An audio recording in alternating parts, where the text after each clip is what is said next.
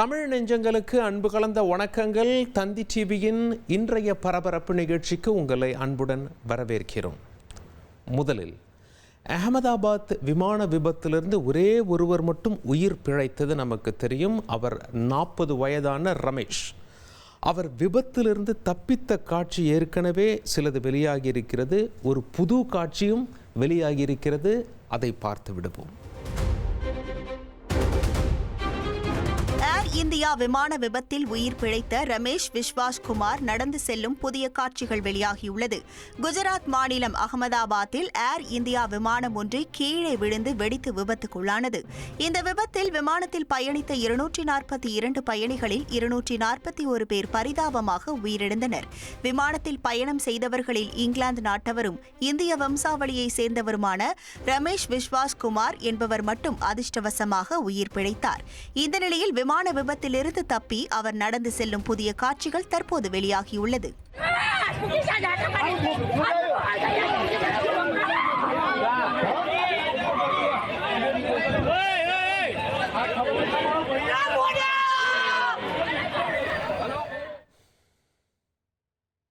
சென்னை உயர்நீதிமன்ற வளாகமே பெரும் பரபரப்பாக காணப்பட்டது. காரணம் என்ன தெரியுமா? சிறுவன் கடத்தல் வழக்கு தொடர்பாக ஆஜரான ஜெகன்மூர்த்தி எம்எல்ஏவை நீதிபதி சரமாரியாக கேள்வி எழுப்பினார்.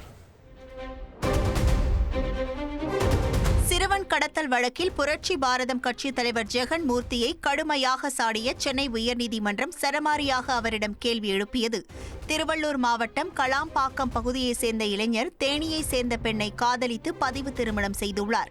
இதனிடையே பெண் வீட்டாருக்கு ஆதரவாக கூலிப்படையினர் மூலம் இளைஞரின் சகோதரரான சிறுவனை கடத்தியதாக புரட்சி பாரதம் கட்சி தலைவரும் கேவி குப்பம் தொகுதி எம்எல்ஏவுமான ஜெகன்மூர்த்தி உள்ளிட்டோர் மீது வழக்கு பதிவு செய்யப்பட்டது. வழக்கு தொடர்பாக பெண்ணின் தந்தை உள்ளிட்டோர் கைதான நிலையில் முன்ஜாமீன் கோரி ஜெகன்மூர்த்தி தாக்கல் செய்த மனு சென்னை உயர்நீதிமன்றத்தில் விசாரணைக்கு வந்தது. அப்போது ஜெகன்மூர்த்தியுடன் ஏராளமானோர் நீதிமன்றத்திற்கு வருகை தந்த நிலையில் நீதிமன்றம் ஒன்றும் படப்பிடிப்பு தளம் அல்ல என்று காட்டமாக கூறிய நீதிபதி தேவையில்லாத நபர்கள் நீதிமன்ற அறையை விட்டு வெளியேற உத்தரவிட்டார். நீங்கள் எந்த தொகுதி எம்எல்ஏ, எத்தனை வாக்குகள் வித்தியாசத்தில் வெற்றி பெற்றீர்கள் என்று ஜெகன்மூர்த்தியிடம் சரமாரியாக கேள்வி எழுப்பிய நீதிபதி கட்ட பஞ்சாயத்து நடத்ததான் மக்கள் வாக்களித்தனரா என்றும் கேள்வி எழுப்பி ஜெகன்மூர்த்தியை சாடினார். வாக்களித்த மக்களுக்கு மரியாதை கொடுக்கும் வகையில் விசாரணைக்கு ஒத்துழைக்குமாறு ஜெகன்மூர்த்திக்கு உத்தரவிட்ட நீதிபதி யாராக இருந்தாலும் எம்எல்ஏவான பின்பு வாக்களித்த மக்களை ஏமாற்றக்கூடாது என்று கூறினார். மக்கள் குறைகளை நிவர்த்தி செய்ய வேண்டுமே தவிர கட்ட பஞ்சாயத்து செய்ய யார் அதிகாரம் கொடுத்தது என கேள்வி எழுப்பிய நீதிபதி பதவியை தவறாக பயன்படுத்தினால் வேடிக்கை பார்க்க முடியாது. உங்களுக்கு வாக்களித்த மக்களுக்காக தான் உங்களை கைது செய்ய உத்தரவிடவில்லை என ஜெகன்மூர்த்தியிடம் கூறி முன்ஜாமீன் மனு மீதான விசாரணையை ஜூன் 26ஆம் தேதிக்கு தள்ளி வைத்தார். நீதிமன்ற வளாகத்திலேயே ஏடிஜிபி ஜெயராமன் கைது செய்யப்பட்டது பெரும் பரபரப்பை ஏற்படுத்தியது. காதல் திருமண விவகாரத்தில் சிறுவன் கடத்தப்பட்ட வழக்கில் ஏடிஜிபி ஜெயராம் கைது செய்யப்பட்டுள்ளார். கடத்தப்பட்ட சிறுவன் ஏடிஜிபி ஜெயராமின் காரில் கொண்டு வந்து விடப்பட்டிருக்கிறார் என்றும் கடத்தலுக்கு பயன்படுத்தப்பட்ட வாகனத்திலிருந்து 7 லட்சம் ரூபாய் பறிமுதல் செய்யப்பட்டதாகவும் காவல்துறை தரப்பில் நீதிமன்றத்தில் தெரிவிக்கப்பட்டது.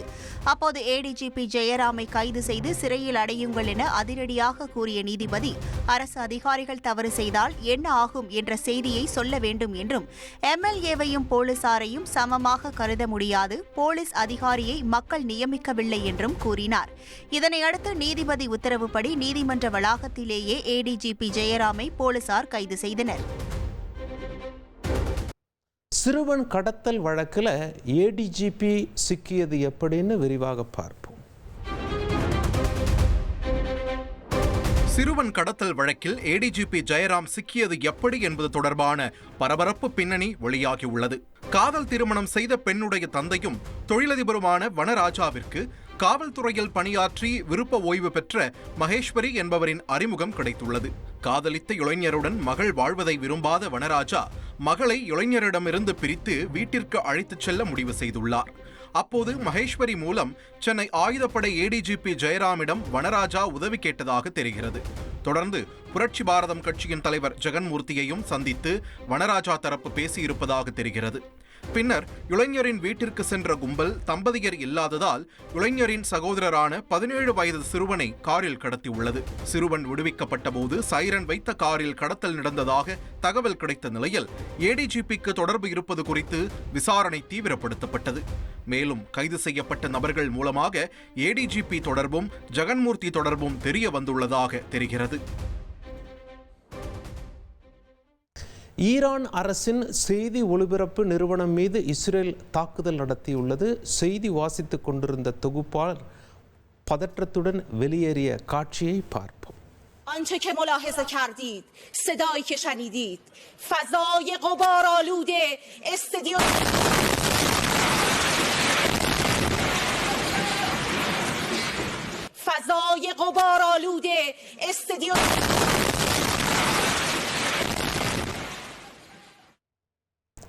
பிரபல சின்னத்திரை நடிகை ரெஹானா பேகம் திருமண மோசடியில் ஈடுபட்டதாக தொழில் அதிபர் புகார் அளித்துள்ளார். சென்னையில் சின்னத்திரை நடிகை மீது தொழிலதிபர் பண மோசடி புகார் அளித்த சம்பவம் பரபரப்பை ஏற்படுத்தியுள்ளது. போரூர் அடுத்த கொளப்பாக்கத்தைச் சேர்ந்தவர் தொழிலதிபர் ராஜ்கண்ணன். இவருக்கும் சின்னத்திரை நடிகை ரெஹானா பேகம் என்பவருக்கும் திருமணம் நடைபெற்றுள்ளது. ரெஹானா பேகம் ஏற்கனவே திருமணமாகி விவாகரத்து பெற்றதாக ராஜ்கண்ணனிடம் கூறியுள்ளார். இந்த நிலையில் நடிகைக்கு 20 லட்சம் ரூபாய் மதிப்புள்ள பல்வேறு பொருட்களை வாங்கி கொடுத்த தொழிலதிபருக்கு ரெஹானா பேகம் முதல் கணவரை விவாகரத்து செய்யாமல் தன்னை ஏமாற்றி மோசடி செய்தது தெரியவந்தது. இதனையடுத்து நடிகை மீது பூந்தமல்லி காவல் நிலையத்தில் தொழிலதிபர் பண மோசடி புகார் அளித்துள்ளார். சென்னையில் மீண்டும் கல்லூரி மாணவர்கள் அடாவடி செயலில் ஈடுபட்டது முகம் சுழிக்க வச்சிருக்கு. சென்னையில் மாநகர பேருந்து மேற்கூரை மீது கல்லூரி மாணவர்கள் ஏறி ஆட்டம் போட்ட வீடியோ வெளியாகி அதிர்ச்சியை ஏற்படுத்தியுள்ளது. சென்னை வியாசர்பாடி பாலம் மீது தடம் எண் 57H மாநகர பேருந்து சென்று கொண்டிருந்த போது கல்லூரி மாணவர்கள் சிலர் பேருந்தின் மேற்கூரையில் ஏறி அட்டகாசத்தில் ஈடுபட்டனர். இதனால் பொதுமக்களும் வாகன ஓட்டிகளும் கடும் சிரமத்திற்கு உள்ளாகினர். இதுகுறித்த வீடியோ தற்போது சமூக வலைதளங்களில் வேகமாக பரவி வருகிறது.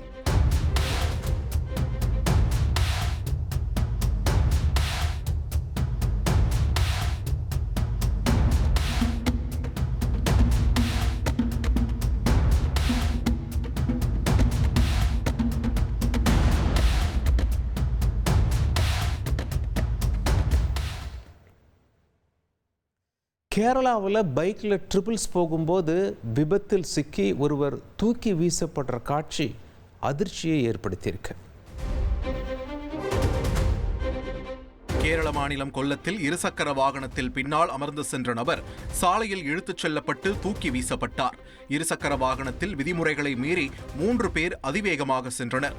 அப்போது வளைவில் மற்றொரு இருசக்கர வாகனத்தை முந்திச் சென்றபோது பின்னால் அமர்ந்திருந்த நபர் கீழே விழுந்து இழுத்துச் செல்லப்பட்டு பின்னர் தலைகீழாக தூக்கி வீசப்பட்டார்.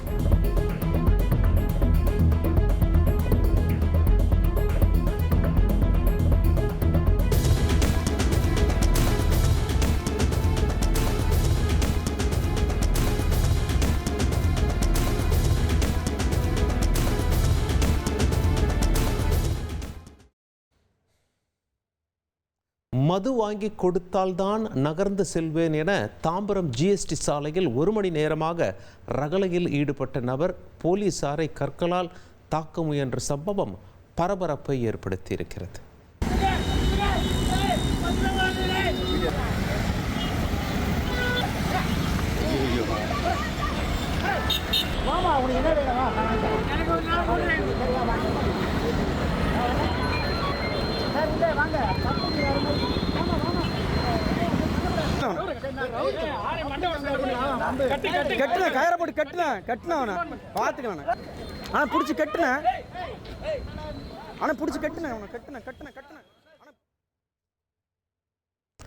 தேசிய நெடுஞ்சாலையில் பொறுப்பில்லாம இளைஞர்கள் பைக் வீலிங் செஞ்ச வீடியோ அதிர்ச்சியை ஏற்படுத்தியிருக்கு. ஓசூர் கிருஷ்ணகிரி தேசிய நெடுஞ்சாலையில் கர்நாடகா பதிவு எண்ணுடன் வந்த 2 பைக்குகளில் 4 இளைஞர்கள் சாகசத்தில் ஈடுபட்டது பரபரப்பை ஏற்படுத்தியுள்ளது. சமீபத்தில் கிருஷ்ணகிரியில் பைக் சாகசத்தில் ஈடுபட்ட 18 பேரிடம் போலீசார் ரூபாய் 70,000 அபராதம் வசூலித்திருந்தனர். இந்த சூழலில் தற்போது வீலிங் செய்த இளைஞர்களால் பிற வாகன ஓட்டிகள் அவதிக்கு உள்ளாகியதாக குற்றச்சாட்டுகள் எழுந்துள்ளன.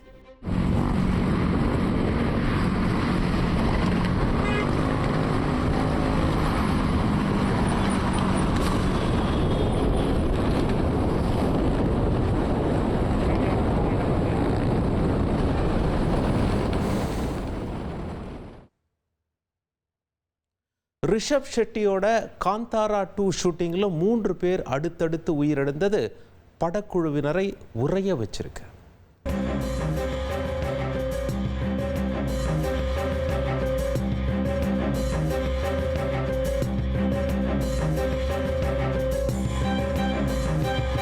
தொடரும் பலி என்னதான் நடக்கிறது? ரிஷப் ஷெட்டியின் காந்தாரா படத்தை யாராலும் மறக்க முடியாது. 2022 செப்டம்பரில் ரிஷப் ஷெட்டி இயக்கி நடித்து வெளியான திரைப்படம் தான் காந்தாரா. இந்த திரைப்படம் தெய்வ வழிபாடு மற்றும் காடுகளுக்கும் மனிதர்களுக்கும் இடையேயான தொடர்பை அடிப்படையாக கொண்டு ரிஷப் ஷெட்டியால் இயக்கப்பட்டது. காந்தாரா படத்தில் சுவாமியின் தோற்றம் மெய் சிலிர்க்க வைக்கும். ரிஷப் ஷெட்டி சுவாமியாக வேடமிட்டு ஆடும் நடனம் பிரமிப்பை ஏற்படுத்தியது. முதல் பாகத்தின் வெற்றியை தொடர்ந்து ரிஷப் ஷெட்டி காந்தாரா சாப்டர் 1 என்னும் 2ஆம் பாகத்தை தற்போது இயக்கி வருகிறார். கர்நாடகாவில் காந்தாரா சாப்டர் 1 படப்பிடிப்பு மிகவும் விறுவிறுப்பாக நடைபெற்று வருகிறது. காந்தாரா 2 படத்தில் பணியாற்றிய டெக்னீஷியன் கப்பிள் கேரளாவில் நதியில் மூழ்கி உயிரிழந்தார். அதேபோல் ஹோம்ஸ்டேவில் ஜூனியர் கலைஞர்களுக்காக ஒதுக்கப்பட்ட அறையில் தங்கியிருந்த 43 வயதான நிஜுவுக்கு திடீரென நெஞ்சுவலி ஏற்பட்டு மருத்துவமனைக்கு கொண்டு செல்லும் வழியில் உயிரிழந்தார். ஷூட்டிங் செல்லும் வழியில் நடிகர்கள் பயணித்த வேன் கவிழ்ந்து விபத்துக்குள்ளானது. ஆனால் அதிர்ஷ்டவசமாக உயிரிழப்பு ஏற்படவில்லை. காந்தாரா படத்தில் நகைச்சுவை நடிகராக நடித்த ராஜேஷ் கடந்த மாதம் ஒரு திருமண நிகழ்ச்சியில் கலந்து கொண்ட போது திடீர் மாரடைப்பால் உயிரிழந்தார். காந்தாரா 2 பாகத்தில் அடுத்தடுத்து 3 உயிரிழந்த சம்பவம் பெரும் அதிர்ச்சியையும் கலக்கத்தையும் ஏற்படுத்தியுள்ளது. இந்த சூழலில்தான் கர்நாடக மாநிலம் சிவமொக்கா மாவட்டம் மானி அணை பகுதியில் செட்டு போட்டு சில நாட்களாக படப்பிடிப்பு நடந்து வருகிறது. நேற்று முன்தினம் இரவு அணையில் படகில் சென்று படப்பிடிப்பு நடத்தினர். படகில் ரிஷப் ஷெட்டி உட்பட 10க்கும் மேற்பட்ட கலைஞர்கள் இருந்தனர். அப்போது காற்றின் வேகம் தாங்காமல் படகு திடீரென கவிழ்ந்தது. கலைஞர்கள் நீரில் விழுந்தனர். ஆழம் குறைவான பகுதி என்பதால் அனைவருக்கும் நீச்சல் தெரிந்ததாலும் நீந்தி கரைக்கு வந்தனர். காந்தாரா படக்குழுவினருக்கு அடுக்கடுக்கான பிரச்சனைகள் வர அப்படத்தில் காட்டப்படும் பஞ்சுருளி என்ற கடவுளின் கோபமே காரணம் என பலரும் கூறி வருகின்றனர். இதற்கிடையே மானி அணை பகுதியில் படப்பிடிப்பு நடத்த மாவட்ட நிர்வாகத்திடம் அனுமதி பெறாமல் படப்பிடிப்பு நடத்தியுள்ளதாக குற்றச்சாட்டு எழுந்துள்ளது. இதை அறிந்த சிவமொக்கா கலெக்டர் குருதத் ஹெக்டே தாசில்தார் ரஷ்மி மூலமாக படக்குழுவினருக்கு நோட்டீஸ் அனுப்பி விளக்கம் கேட்டுள்ளார். 80 வயது மூதாட்டி கூட்டு பாலியல் வன்கொடுமை செய்யப்பட்டிருக்கும் சம்பவம் அதிர்வலைகளை ஏற்படுத்தியிருக்கிறது. கடலூர் மாவட்டம் பன்ருட்டி அருகே 80 வயது மூதாட்டி கூட்டு பாலியல் வன்கொடுமை செய்யப்பட்ட சம்பவம் பெரும் பரபரப்பை ஏற்படுத்தியுள்ளது. பன்ருட்டி அருகே உள்ள ஒரு கிராமத்தைச் சேர்ந்த மூதாட்டி தனது மகனுடன் வசித்து வருகிறார். தினமும் நடைபயிற்சி செய்வதை மூதாட்டி வழக்கமாக வைத்திருந்துள்ளார். இந்நிலையில் மாலை நேரத்தில் மூதாட்டி நடைபயிற்சி செய்தபோது அங்கு மது அருந்திக் கொண்டிருந்த இளைஞர்கள் மூதாட்டியிடம் அத்துமீறி அவரை சவுக்கு தோப்பிற்கு தரதரவென இழுத்துச் சென்றுள்ளனர். தொடர்ந்து மூதாட்டி சத்தம் போடாமல் இருக்க அவரது வாயில் மண்ணை திணித்து இளைஞர்கள் கூட்டு பாலியல் வன்கொடுமை செய்துள்ளனர். மூதாட்டி அணிந்திருந்த 1 சவரன் தங்க நகைகளை பறித்துவிட்டு அந்த கொடூர இளைஞர்கள் தப்பி ஓடிய நிலையில் உயிருக்கு ஆபத்தான நிலையில் உள்ள பாதிக்கப்பட்ட மூதாட்டிக்கு கடலூர் அரசு மருத்துவக் கல்லூரி மருத்துவமனையில் தீவிர சிகிச்சை அளிக்கப்பட்டு வருகிறது. சம்பவம் தொடர்பாக விசாரணை மேற்கொண்டுள்ள பன்ருட்டி போலீசார் மூதாட்டியை கூட்டு பாலியல் வன்கொடுமை செய்த காமுகன்களை தேடி வருகின்றனர். டிஎன்பிஎல்ல அஸ்வின் பந்தை சேதப்படுத்தினதா புகார் வெளியாகி பரபரப்பை ஏற்படுத்தியிருக்கிறது. டிஎன்பிஎல் தொடர் விறுவிறுப்பா நடைபெற்று வரும் நிலையில் போட்டியின் போது பந்தை சேதப்படுத்தியதாக திண்டுக்கல் டிராகன்ஸ் அணி மீது ஜியாஸ் மதுரை பேந்தர்ஸ் அணி பரபரப்பு குற்றச்சாட்டை முன்வைத்துள்ளது. இது தொடர்பாக தமிழ்நாடு கிரிக்கெட் சங்கத்திற்கு ஜியாஸ் மதுரை பேந்தர்ஸ் அணி புகார் ஒன்றை கொடுத்துள்ளது. அதில் மதுரை பேந்தர்ஸ் அணிக்கு எதிரான போட்டியின் போது ரவிச்சந்திரன் அஸ்வின் தலைமையிலான திண்டுக்கல் டிராகன்ஸ் அணி பந்தை வெளிப்படையாகவே சேதப்படுத்தியதாகவும் அதற்கு ரசாயனம் தடவப்பட்ட துண்டுகளை பயன்படுத்தியதாகவும் புகார் அளிக்கப்பட்டுள்ளது. பந்து கல்லை போல் கடுமையாக இருந்ததாகவும் பேட்ஸ்மேன்களால் அடிக்கப்படும் போது உலோகத்தில் அடிப்பதைப் போல ஒலி எழுப்பியதாகவும் சந்தேகத்தின் பேரில் அந்த அணியினர் பயன்படுத்திய டவல்களை எங்கள் அணியினர் ஆய்வு செய்தபோது அவர்கள் கெமிக்கல் பயன்படுத்தியதற்கான சாத்தியக்கூறுகள் தென்பட்டதாகவும் தெரிவிக்கப்பட்டுள்ளது. இது ஆட்டத்தின் முடிவை பாதித்தது மட்டுமல்லாமல் தங்கள் அணியை மனசோர்வடைய செய்ததாகவும் மதுரை பேந்தர்ஸ் அணி தனது புகாரில் தெரிவித்துள்ளது. பந்து வீச்சாளர்கள் பந்தை சேதப்படுத்த பயன்படுத்திய சாத்தியக்கூறுகள் குறித்து தங்கள் தொழில்நுட்ப குழு ஆய்வு செய்து வரும் நிலையில் விரிவான அறிக்கை வழங்கப்படும் எனவும் கிடைத்துள்ள சான்றுகள் பந்துகளை சேதப்படுத்த முன்கூட்டியே திட்டமிடப்பட்டதற்கான சந்தேகத்தை அதிகரிப்பதாகவும் பவர் பிளேயின் போது பந்து சரியாக இருந்ததை தங்கள் ஸ்கோரை பிரதிபலிக்கும் நிலையில் போட்டி அடுத்த கட்டத்திற்கு செல்லும் போது பந்திலிருந்து உலோக ஒலி உண்டானதாகவும் இதுகுறித்து பலமுறை எச்சரித்த போதிலும் நடுவர்கள் நடவடிக்கை எடுக்க தவறியது கவலை அளிப்பதாகவும் தெரிவிக்கப்பட்டுள்ளது. இதுகுறித்து தீவிர விசாரணை நடத்தி திண்டுக்கல் டிராகன்ஸ் அணியின் கேப்டன் அஸ்வின் மற்றும் இந்த விவகாரத்தில் தொடர்புடையவர்கள் மீது கடும் நடவடிக்கை எடுக்க வேண்டும் எனவும் மதுரை பேந்தர்ஸ் அணி வலியுறுத்தியுள்ளது. மேலும் ஆட்டத்தின் போது திண்டுக்கல் டிராகன்ஸுக்கு வழங்கப்பட்ட புள்ளிகளை தங்கள் அணிக்கு வழங்க வேண்டும் எனவும் கோரிக்கை விடுக்கப்பட்டுள்ளது. இந்த விவகாரம் கிரிக்கெட் வட்டாரத்தில் பெரும் பரபரப்பை ஏற்படுத்தியுள்ளது. திண்டுக்கல் டீம் பந்தை சேதப்படுத்தலன்னு டிஎன்சிஏ விளக்கம் கொடுத்திருக்கு. டிஎன்பிஎல் தொடரில் திண்டுக்கல் அணி பந்தை சேதப்படுத்தியதற்கான எந்த ஆதாரமும் இல்லை என தமிழ்நாடு கிரிக்கெட் சங்கம் கூறியுள்ளது. டிஎன்பிஎல் லீக் போட்டியில் அஸ்வின் தலைமையிலான திண்டுக்கல் அணி பந்தை சேதப்படுத்தியதாக மதுரை அணி புகார் அளித்தது பரபரப்பை ஏற்படுத்தியது. இந்நிலையில் திண்டுக்கல் அணி பந்தை சேதப்படுத்தியதற்கான எந்த ஆதாரமும் இல்லை என்று தமிழ்நாடு கிரிக்கெட் சங்கம் தெரிவித்திருப்பதாக டிஎன்பிஎல் நிர்வாகம் அறிக்கை வெளியிட்டுள்ளது. மதுரை அணி குற்றம் சாட்டிய துண்டுகள் டிஎன்சிஏ மூலம் இரு அணிகளுக்கும் வழங்கப்பட்டவை என்றும் நடுவர்கள் குழு போட்டி முழுவதும் பந்தை மேற்பார்வையிட்டதாகவும் ஆட்டத்தின் போது எந்த புகாரும் எழுப்பப்படவில்லை, மதுரை அணியால் சரியான ஆதாரமும் வழங்கப்படவில்லை, யூகத்தின் அடிப்படையில் புகார் அளிக்கப்பட்டுள்ளதாகவும் டிஎன்சிஏ கூறியுள்ளது. புகார் அளித்துள்ள அணியிடம் நம்பகமான மற்றும் சரிபார்க்கக்கூடிய ஆதாரங்கள் இருந்தால் சுதந்திரமான தனிப்பட்ட விசாரணை ஆணையத்திற்கான முறையான கோரிக்கையை உரிய ஆதாரங்களுடன் சமர்ப்பிக்கலாம் என்றும் ஆதாரமற்ற அல்லது அவதூறான குற்றச்சாட்டுகள் டிஎன்சிஏ செயல்பாட்டு விதிகளின் கீழ் ஒழுங்கு நடவடிக்கைக்கு வழிவகுக்கும் என்றும் தெரிவிக்கப்பட்டுள்ளது. உத்தரப்பிரதேசத்தில் விமானம் தரையிறங்கும் போது புகை வந்ததால் பெரும் பரபரப்பு ஏற்பட்டது. உத்தரப்பிரதேசத்தில் சவுதி ஏர்லைன்ஸ் விமானம் தரையிறங்கும் போது சக்கரத்தில் புகை வந்ததால் பரபரப்பு நிலவியது. உத்தரப்பிரதேச மாநிலம் லக்னோ விமான நிலையத்தில் விமானம் தரையிறங்கும் போது சக்கரத்தில் உராய்வு ஏற்பட்டு புகை வெளிவந்தது. விமானத்தில் சுமார் 250 பயணிகள் இருந்தனர். இதுகுறித்து விமான கட்டுப்பாட்டு அறைக்கு தகவல் தெரிவிக்கப்பட்டதும் விமானத்தில் இருந்து பயணிகள் அனைவரும் கீழே இறக்கிவிடப்பட்டு தீயணைப்புத் துறையினர் விரைந்தனர். பின்னர் புகை கட்டுக்குள் கொண்டு வரப்பட்டது. காயமடைஞ்சவங்களுக்கு தூய்மை பணியாளர் சிகிச்சை அளிக்கும் வீடியோ பரபரப்பை ஏற்படுத்தியிருக்கிறது. மடத்துக்குளம் அரசு மருத்துவமனையில் காயம்பட்ட நபருக்கு தூய்மை பணியாளர் மருத்துவம் பார்க்கும் வீடியோ இணையத்தில் வைரலாகி பரபரப்பை ஏற்படுத்தியுள்ளது. திருப்பூர் மாவட்டம் மடத்துக்குளம் அரசு மருத்துவமனையில் காலில் காயம் ஏற்பட்டு சிகிச்சைக்காக மருத்துவமனைக்கு வந்த நபருக்கு மருத்துவமனையில் இருந்த பெண் தூய்மை பணியாளர் முதலுதவி செய்துள்ளார். இதுகுறித்த வீடியோ இணையத்தில் வைரலாகி வரும் நிலையில் போதிய மருத்துவ பணியாளர்களை நியமிக்க வேண்டும் என்று பொதுமக்கள் கோரிக்கையை முன்வைத்துள்ளனர். ஏமா நீங்க என்ன டாக்டரா?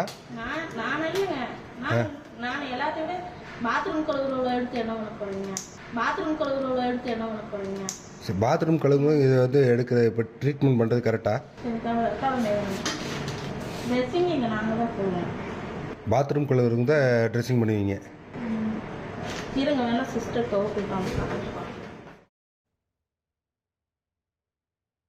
கேரளாவில் கார் விபத்து ஆன இடத்துல 2 பேர் நூல் இலையில் உயிர் பிழைச்சிருக்காங்க.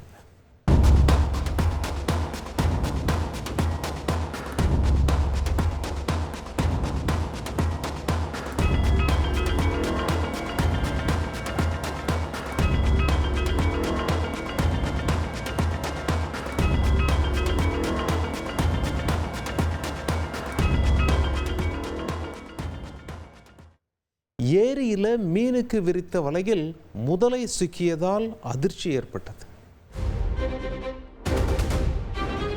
கடலூர் மாவட்டம் குள்ளஞ்சாவடி அருகே உள்ள பெருமாள் ஏரிக்குள் சிவபாலன் என்பவர் மீன்பிடிப்பதற்காக வீசிய வலையில் முதலை சிக்கிய சம்பவம் பரபரப்பை ஏற்படுத்தியுள்ளது. மீன் வலையில் சிக்கிய சுமார் 7 அடி நீளமும் 100 கிலோ எடையும் கொண்ட முதலையை இறந்த நிலையில் வனத்துறையினர் மீட்டனர். முதலையின் உடலை வனத்துறையினர் பிரேத பரிசோதனை செய்து பின்பு அடக்கம் செய்ய உள்ளதாக தெரிவிக்கப்பட்டுள்ளது.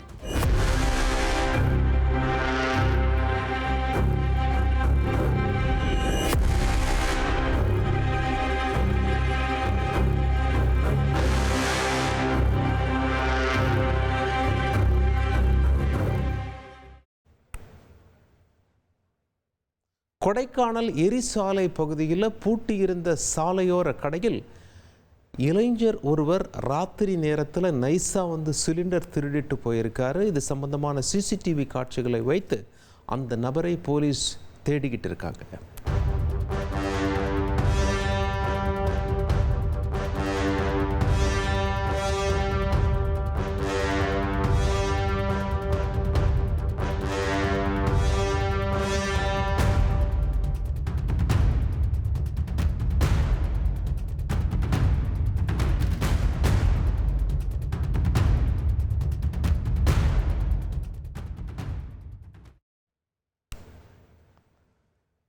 இத்துடன் இன்றைய பரபரப்பு நிகழ்ச்சி நிறைவடைகிறது.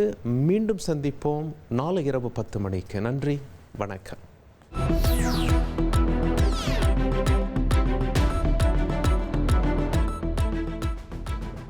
ட்ரெண்டை ஃப்ரெண்ட் ஆக்கிக்கோங்க. 2.5 கோடிக்கும் அதிகமான தந்தி டிவியின் சப்ஸ்கிரைபர்ஸ் அண்ட் ஃபாலோவர்ஸ் குடும்பத்தில் நீங்களும் இணையுங்க.